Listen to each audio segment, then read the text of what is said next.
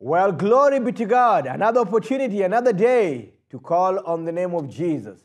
Jesus himself said, they that shall call upon the name of the Lord shall be saved. Today, you and I have the opportunity to declare that Jesus is Lord. And as we do so, we are being saved. In other words, we are being made whole, we are being preserved, we are being strengthened, we are being encouraged, and we are being enlightened. And therefore, today, I'd like to encourage you from the book of Deuteronomy, chapter number 30, verses 19 and verses 20.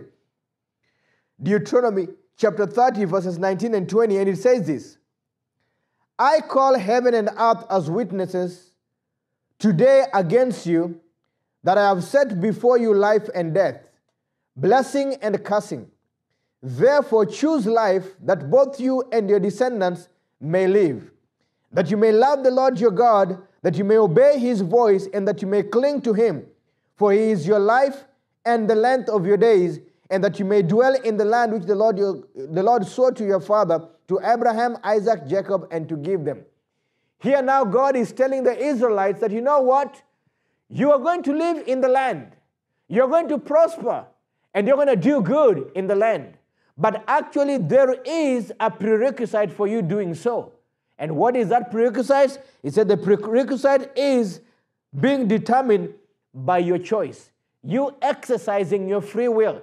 Exercising your choice. That's why he says, I call heaven and earth as a witness today against you, that I have set before you life and death, blessings and curses. Therefore, choose life, that both you and your descendants may live. Did you ever realize that the choice you make today affects the next generation? Sometimes you don't think about it. You just say, this is what I want to do, and this is how I want to do it. Yes, it may be the way you want to do it, and might be how you want to do it, but you know what? Even though you want to do it that way, it might affect the next generation on a negative way. So your goal and my goal is to always live in such a way that the choice that I make impact the next generation to continue moving in the direction that I move in. I want the next generation to have the fear of God in their lives.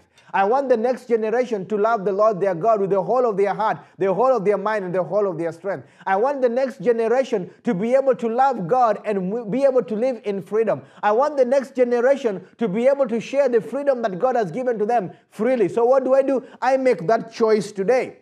And I choose life. And I choose the blessing of the Lord. And when I choose life and the blessing of the Lord that the Lord has set before me, guess what? Anything that I do will give me stability. Anything that I do will cause the next generation to move in stability. Anything that I do will cause me to be able to obey the voice of the Lord my God, and will cause me to be able to enjoy the life of God and be able to walk victoriously. I'd like to encourage you today as well. Be mindful of the next generation. God is holding you and me accountable for the next generation by the choices we make today. We choose to walk in life. We choose the blessing. We do not choose the curse, and we do not choose the death, because the curse goes with the death, but the blessing goes with the life. And we choose the blessing to continue to flow in our lives by making the right choices and doing what God has already said before us. If we do so, the next generation will be praising the Lord and doing the exact thing that he may have called us to do. I like what verses 20 said, that you may love the Lord your God, that you may obey his voice, and that you may cling to him, for he is your life and the length of your days, and that you may dwell in the land which the Lord swore to your father, Abraham, Isaac, and Jacob. Which means your longevity is tied to your choice.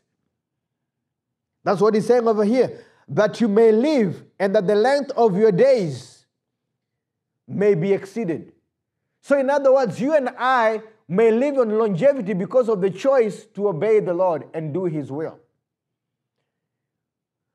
Could I encourage you today? We can help stop and limit sickness and disease affecting our bodies by us choosing to do the right thing that the Lord has declared.